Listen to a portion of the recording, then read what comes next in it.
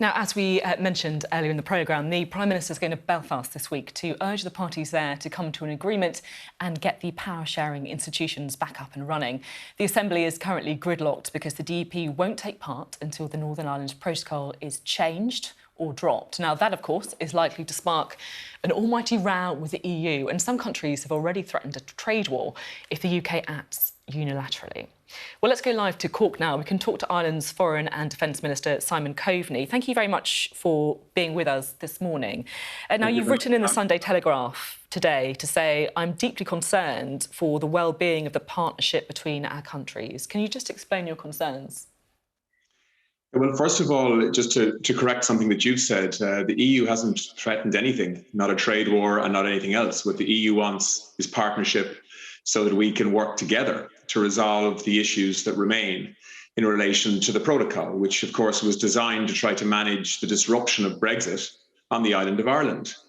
So the last thing the EU wants, the last thing that Ireland wants, is tension with the UK, particularly at the moment, given the what's happening in Ukraine, Russian aggression, and the need to work together on an international stage. But unfortunately, it has been the briefings that has come from the British government this week that has raised a real red flag in Dublin and in Brussels, because the British government is now threatening to break international law, to break a treaty that they signed with the EU and that they designed with the EU and ratified with a huge majority in the House of Commons. And in doing so, potentially creating huge problems on the island of Ireland.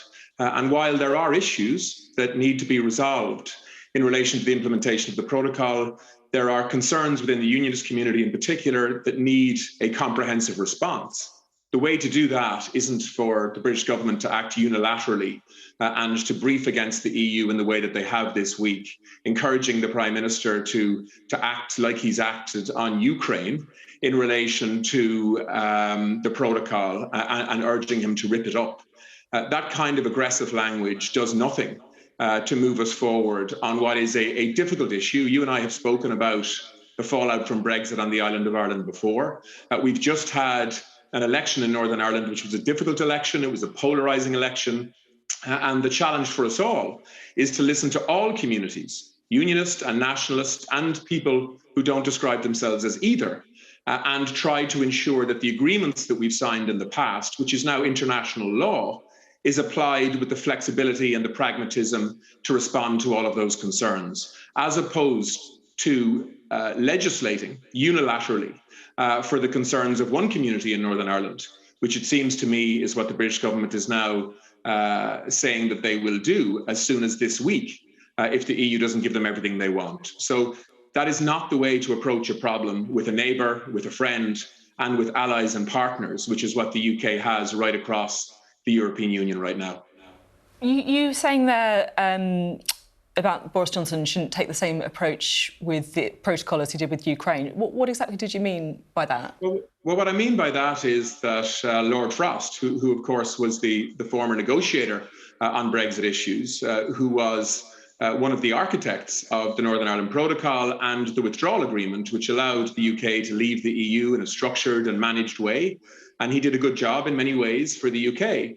But he, on the front of the Telegraph this week, urging the Prime Minister to show the leadership that he's shown on Ukraine and to rip up the Northern Ireland Protocol. I mean, what we are getting there is a senior figure in the Conservative Party calling on his Prime Minister to break international law and to create huge problems for Britain's neighbour here in Ireland, and of course, unnecessary tension with the EU at a time when we all need to be working together to solve problems, not least, of course, in Ukraine.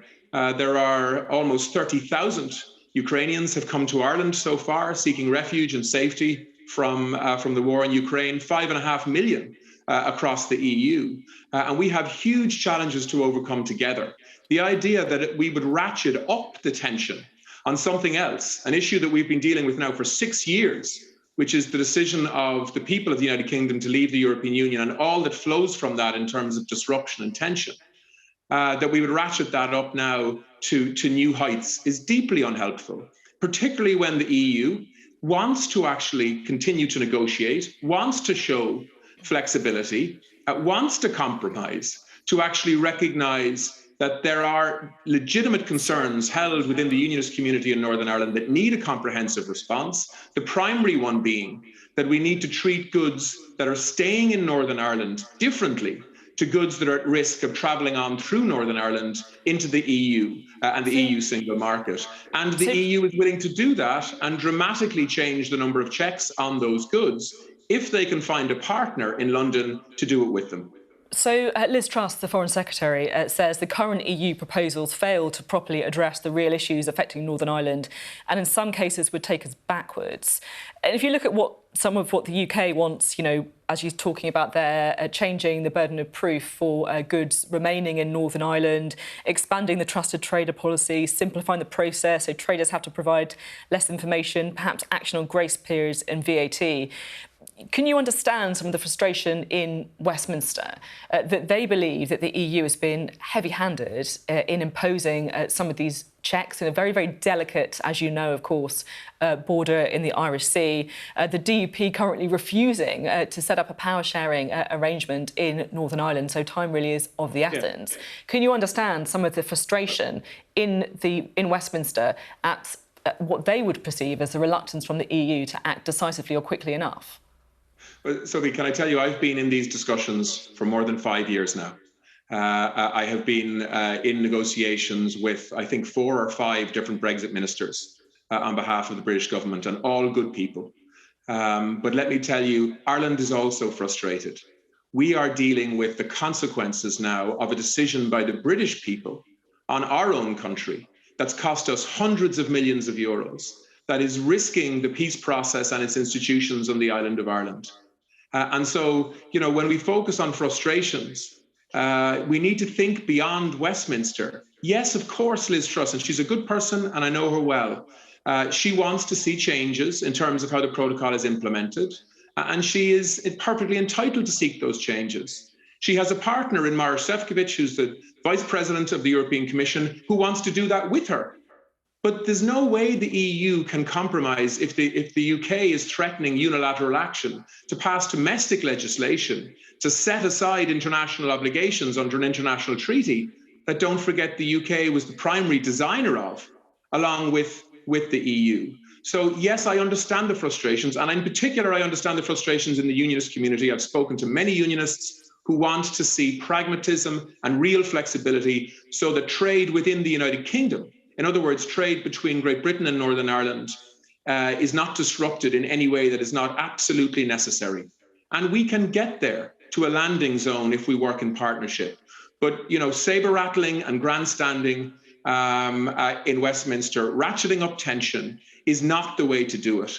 And what I am saying, and I've invited Liz Truss to come to Dublin to talk to me in detail about those concerns. I've offered to come to London. In fact, I've come to London many times on these issues.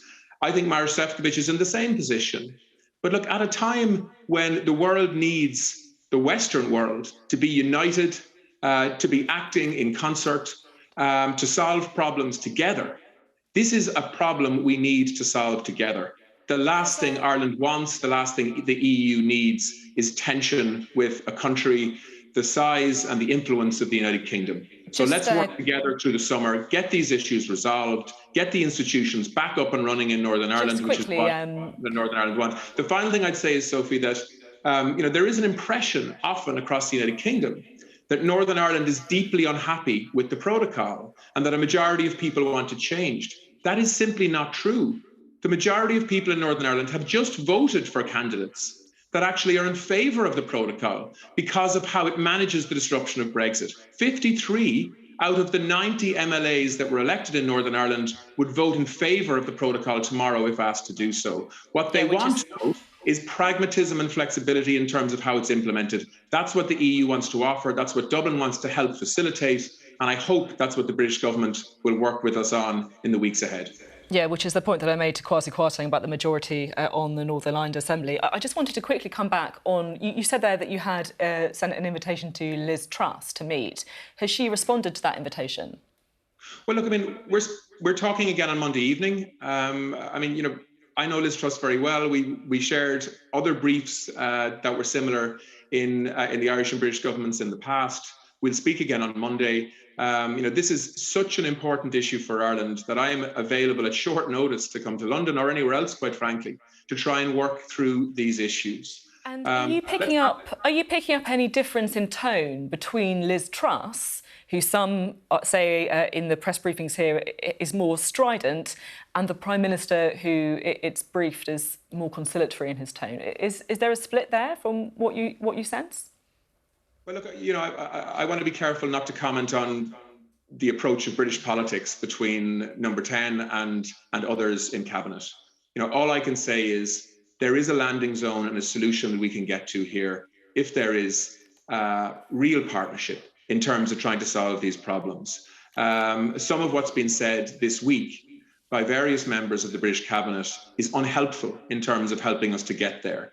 But there is an opportunity, I hope, in the next few days to get this dialogue back on track and to avoid the creation of a lot of unnecessary tension by publishing unilateral legislation that would send headlines around the world that the United Kingdom is deliberately breaking international law and creating huge tension with their closest neighbours and potentially undermining a peace process by doing that. If the UK government did act unilaterally without the agreement of the EU, I'm interested to know how the EU would respond. Would you take legal action? Could we see the imposition of tariffs as a result?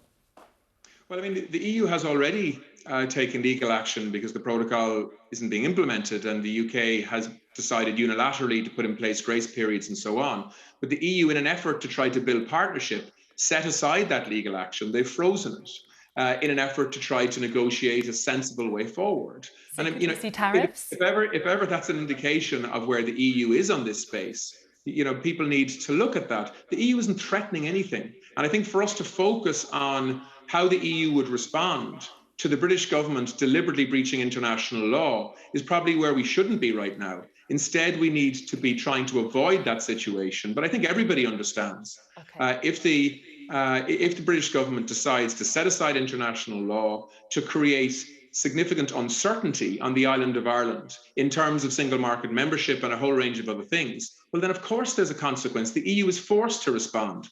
But that is not where we want to be. Where we want to be is good neighbours, good friends, and solving problems together. And I would encourage the influencers within the British government to ensure that that's the course that they decide to take. The EU would be forced to respond, but I'm still just unclear on what that response would be. Would it be tariffs? I don't think you are unclear, actually, but I'm not here this morning to talk about the ratcheting up of tension. I'm here this morning to try to find solutions. And that's where I hope the British government will be this week as well. And just very finally, as you say, we have spoken numerous times over the last few years on Brexit-related things. It does strike me this morning that you do seem particularly frustrated, I guess is the word, perhaps even angry. Would that be a fair summary of where your head is at right now? Well, I think, if you look at the comments that I've made this week, the comments that the Taoiseach has made this week, we are both friends of Britain. England and Britain have shaped who I am, who many in the Irish cabinet are. Many of my family are British citizens. Some of my family work and employ a lot of people across the UK. I've been to university in England. There isn't an anti-British bone in my body, quite the opposite. But what I see at the moment is a British government making statements, briefing against the EU, and creating a lot of tension in my country, your closest neighbour, and also potentially being on the verge of making a decision that could fundamentally undermine the functioning of the institutions of the peace process in Northern Ireland. Let's not forget, this is not only about unionism. Of course, it needs to be partly about unionism, but a majority of people in Northern Ireland voted against Brexit and would vote against Brexit again in the morning if it was put to them. A majority of people in Northern Ireland are in favour of the protocol because they see that it does a reasonable job to manage the disruption of Brexit in the Irish circumstances. There is a minority, a large minority within unionism who are unhappy with the protocol. There are solutions that we can put in place that can ease that concern. And that's what we need to focus on doing together, as opposed to the British government acting on its own, illegally, in a way that doesn't reflect majority opinion in Northern Ireland, and perhaps most importantly, sends a message to the world that this British government, when it suits them, will set aside international law. I don't say things like that lightly. I mean, my job is to be a diplomat. I'm a foreign minister. I'm a defence minister. And I want a really good relationship with my closest neighbour. But what's happening at the moment has forced Ireland into taking a much more strident position and responding honestly to the unhelpful briefings that we're getting from very, very senior levels within the British government this week, which seems to be laying the groundwork for a decision which I believe could be deeply harmful for the relationship between Britain and Ireland if we don't see sense in the next few days. OK, Simon Coveney, thank you very much for being on the programme this morning. Simon Coveney. Anytime, thanks.